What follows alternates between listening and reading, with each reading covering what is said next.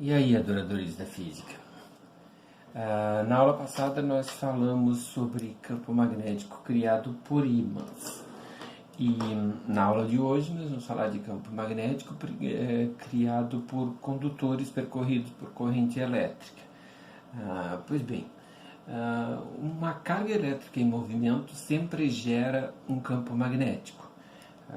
Como corrente elétrica é o movimento de cargas elétricas, então um fio condutor, sempre que percorrido por uma corrente elétrica, vai gerar um campo elétrico no seu entorno.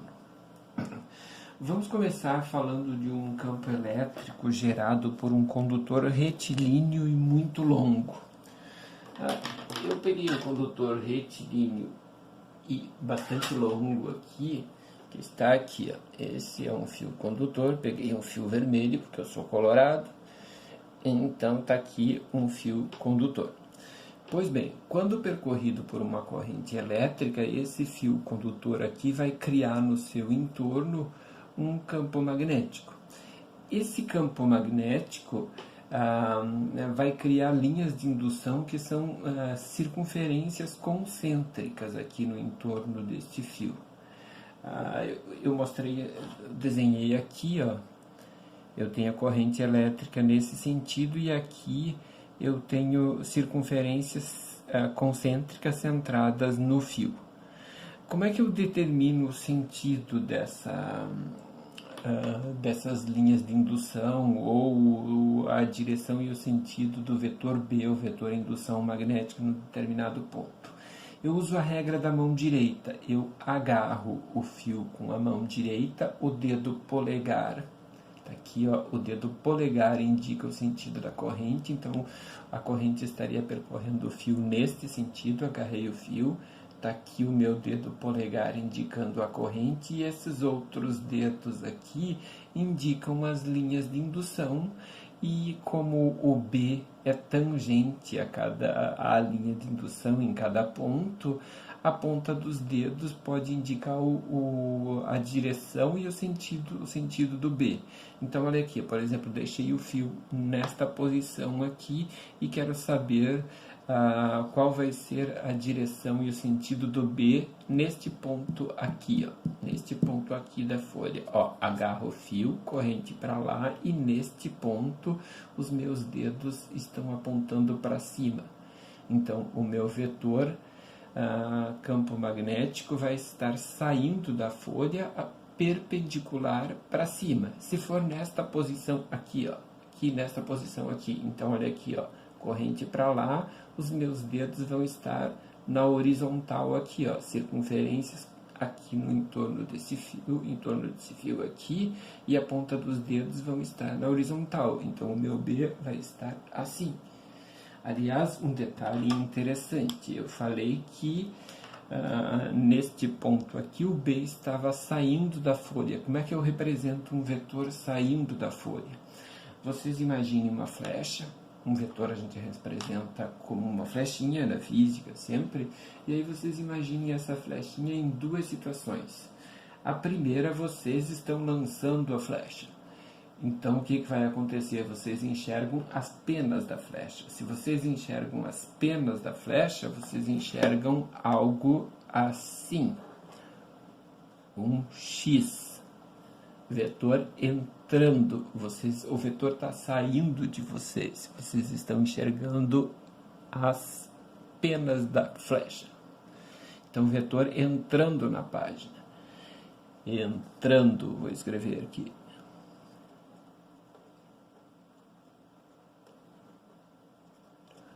Agora, se vocês são o alvo da flecha, vocês vão enxergar a flecha indo para vocês. Tá? Vocês vão enxergar a ponta da flecha, então vocês vão enxergar um pontinho assim, que é a ponta da flecha, então saindo perpendicularmente da página. Feito? Entrando na página, vocês enxergam as penas, saindo da página perpendicular, vocês enxergam a ponta da flecha, tá? Só uma combinação para a gente A gente vai usar muito isso independente do vetor B ou da corrente elétrica. Eu podia ter esse fio saindo da página, assim, ó, vamos furar a página, vamos estragar o material de hoje. Cadê assim? Vetor saindo da página. Como é que eu represento isso? Está aqui saindo perpendicularmente, está aqui o fio. Então, se ele está saindo, eu represento como um círculo com um pontinho no centro, que ele está saindo. Agora, vocês estão olhando do outro lado, aqui, ó, vetor entrando na página, perpendicularmente. Então, vocês representam como uma circunferência com um xizinho ou simplesmente um x, indicando que vocês estão enxergando as penas e não a ponta da flecha, tá? Então, voltando aqui, regra da mão direita, circunferências concêntricas aqui, e se eu quero saber o B naquele ponto, é só olhar aqui, ó. Nesse ponto aqui o B está assim, aqui o B está assim, aqui o B vai estar para baixo, e aqui o B vai estar assim. E aí vocês podem imaginar colocando em bússolas ali. O polo norte, geralmente pintado de vermelho, aponta para o mesmo lado que aponta meus dedos. Ó. Nesta posição aqui, ó, ele vai estar assim, na horizontal para lá. Tranquilo isso? Fácil, né? Agarra o fio e aí os dedos, o polegar corrente e os outros dedos são as linhas de indução. A ponta do dedo vocês podem usar como se fosse uma bússola para indicar o sentido do vetor B, que é sempre tangente às linhas de indução.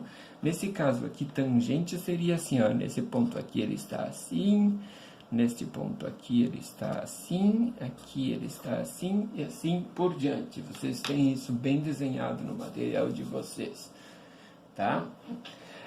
Se vocês quiserem calcular o módulo, ou se vocês precisarem calcular o módulo, não é se vocês quiserem, o módulo do vetor B em qualquer ponto vai ser calculado usando a permeabilidade magnética. Esse zerinho aqui, ó, indica que é do vácuo, permeabilidade magnética do vácuo, que vale 4π vezes 10 a menos 7 Tesla vezes metro por ampere.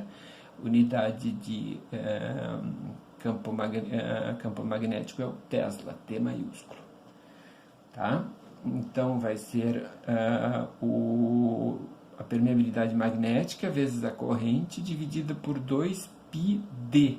Esse D aqui, às vezes, é representado por um R maiúsculo, e ele representa isso aqui, ó. Se vocês querem nesse ponto P aqui, calcular o valor, a intensidade do campo, ó, ele é, na verdade, esse raio aqui, ó, raio dessa linha de indução que passa pelo ponto P.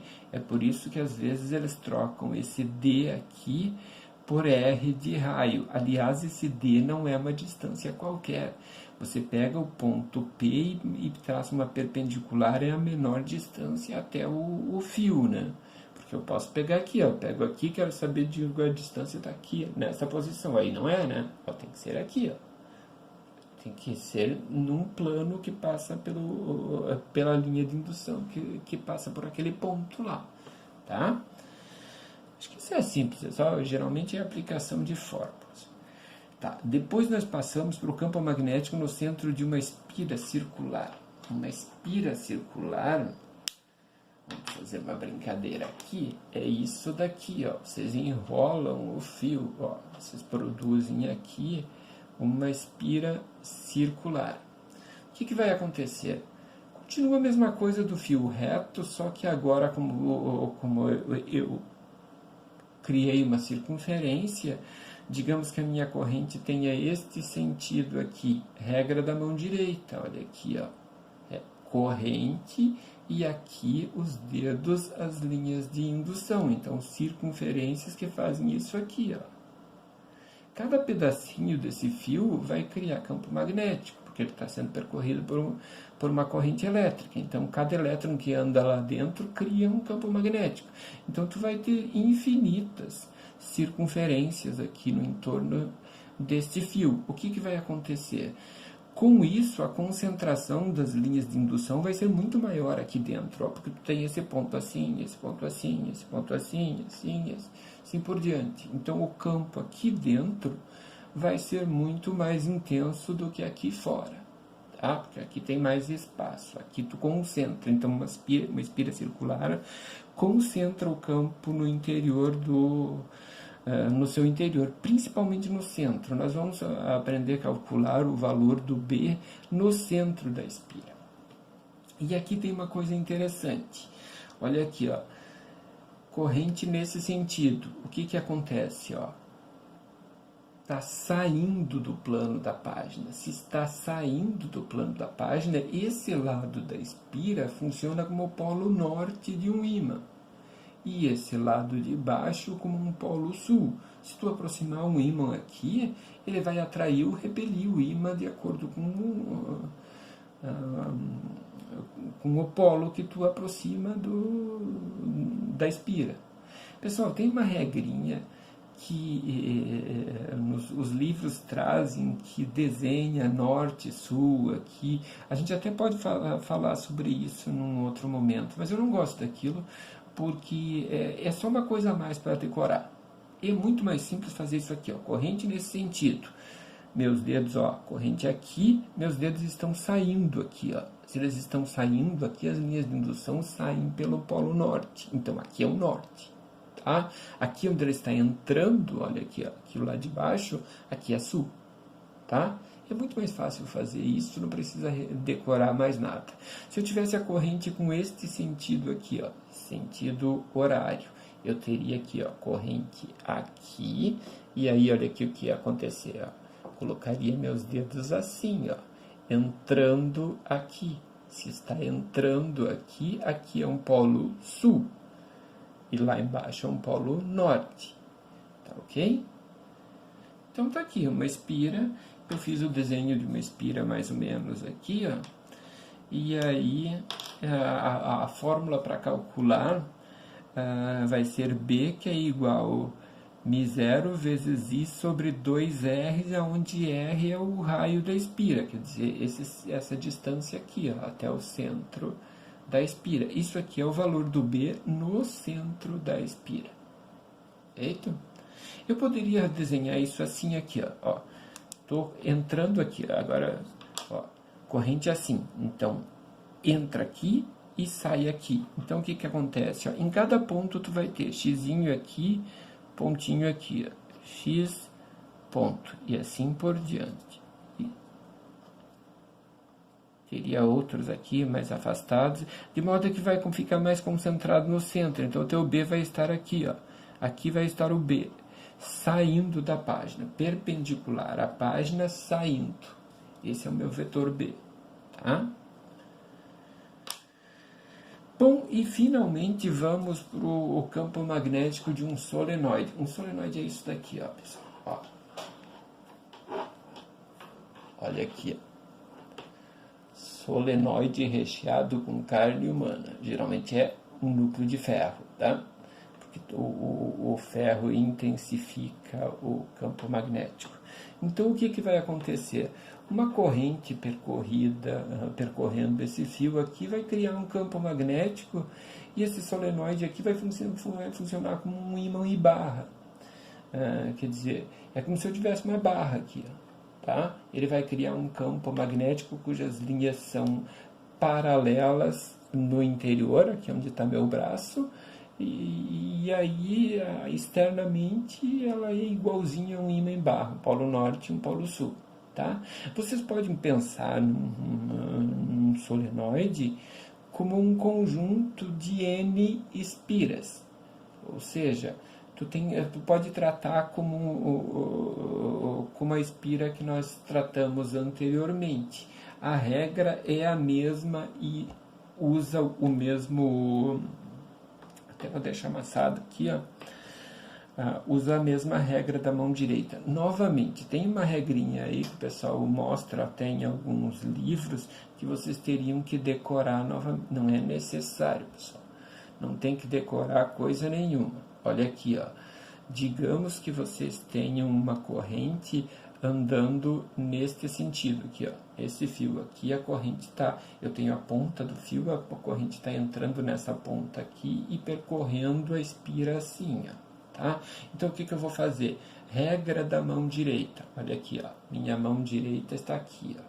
E daí o que que acontece? Olha aqui, ó, quando eu pego o enrolamento de fios, olha aqui, ó, ele entra por esse lado e sai pelo outro lado do enrolamento, olha aqui, ó. Ele entra por aqui e sai nessa região aqui. Então, aqui é um polo sul do meu ímã, eletroímã, e aqui a corrente vai estar assim, ó. Então, está saindo, as linhas de indução estão saindo aqui. Então, aqui é um polo norte, entendeu? Ó, se a corrente está aqui, ó, início do fio, aqui está a corrente, regra da mão direita, agarrei o fio. Meus dedos estão entrando dentro do núcleo, no lugar onde está meu braço. Se estão entrando, aqui é um polo sul. E daí, quando chegar nesta parte aqui, ó, no final do fio, eu vou ter, ó, se eu agarrar o fio, aqui está a corrente, ó, aqui está a corrente. E aqui estão os meus dedos, ó. Ele está saindo lá de dentro. Se ele está saindo, é um polo norte. Então, eu tenho um ímã em barra, polo sul, polo norte.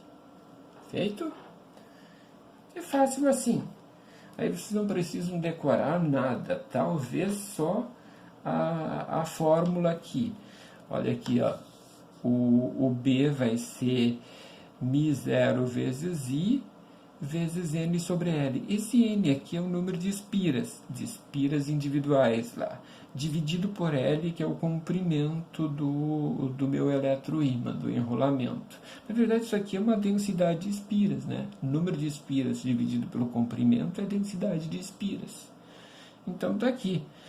Se vocês quiserem facilitar para decorar a fórmula, aqui, ó, só troca o lugar o I de lugar aqui com o Mi e fica Bill, tio Bill aqui, tá? O tio Bill vezes a densidade de espiras aí. É fácil, né? Então tá. Deem uma olhadinha no material, que os desenhos estão bem melhores lá. E aí, vamos fazer os exercícios. Está aqui o meu enrolamento, meu solenoide.